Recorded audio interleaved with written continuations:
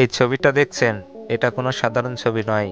এটা হচ্ছে পৃথিবীর সবথেকে বড় এবং সবথেকে সেরা ইউটিউবার মিস্টার বিস্ট, এবং তার হাতে এমন একটি প্লে বাটন আছে যেটা আজ পর্যন্ত ইউটিউবের ইতিহাসে কোনো ব্যক্তি বা কোনো প্রতিষ্ঠান পায়নি।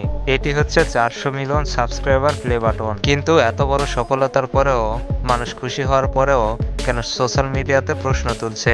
ইউটিউবকে সবাই প্রশ্ন করছে, সবাই বলছে মিস্টার বিস্ট ইউটিউবের জন্য এর থেকেও অনেক কিছু করেছে, মিস্টার বিস্ট এর থেকেও বড় কিছু প্রাপ্য।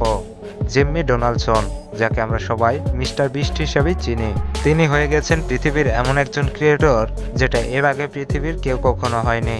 তিনি এমন প্রথম ব্যক্তি যে কিনা 400 মিলিয়ন সাবস্ক্রাইবার পূরণ করেছে, যেটা কিনা 40 কোটি, এবং এই ভিডিওটি বানাতে বানাতে হয়তো 20 থেকে 30 মিলিয়ন সাবস্ক্রাইবারও হয়ে যাবে। আমি এই মাত্র একটা গ্রোসারি স্টোর কিনে ফেলেছি যেখানে এত খাবার আছে যা দিয়ে গোটা একটা শহরকে খাওয়ানো যেতে পারে। এমনও হতে পারে আপনি যখন ভিডিওটি দেখছেন তখন মিস্টার বিস্টের 500 মিলিয়ন সাবস্ক্রাইবারও হতে পারে। মিস্টার বিস্ট যে গতিতে আগাচ্ছে, অনেকে ধারণা করছে কয়েক বছরের মধ্যে তার 1 বিলিয়ন সাবস্ক্রাইবারও হতে পারে।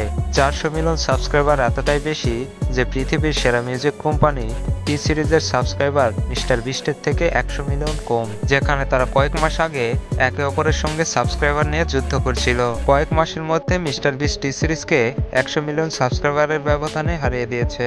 মিস্টার বিস্ট যেহেতু এত বড় সফলতা পেয়েছে, তাই ছোটখাটো পুরস্কার দিলে চলবে না। এর জন্য ইউটিউবের সিইও নীল মোহান নিজেই চলে যায় মিস্টার বিস্টের সঙ্গে দেখা করতে, আর মিস্টার বিস্টকে ইউটিউব দেয় পৃথিবীর সেরা প্লে বাটন।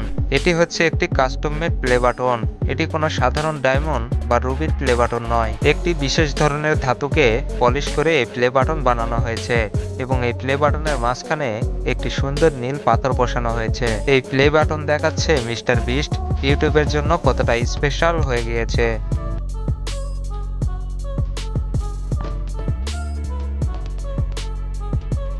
ভিডিওটি ভালো লাগলে একটি লাইক দিন, বন্ধুদের সাথে শেয়ার করুন, আর মিস্টার বিস্টের ভিডিও কেমন লাগে তা অবশ্যই কমেন্ট করে জানান। দেখা হচ্ছে পরবর্তীতে নতুন কোনো ভিডিওতে। আল্লাহ হাফেজ।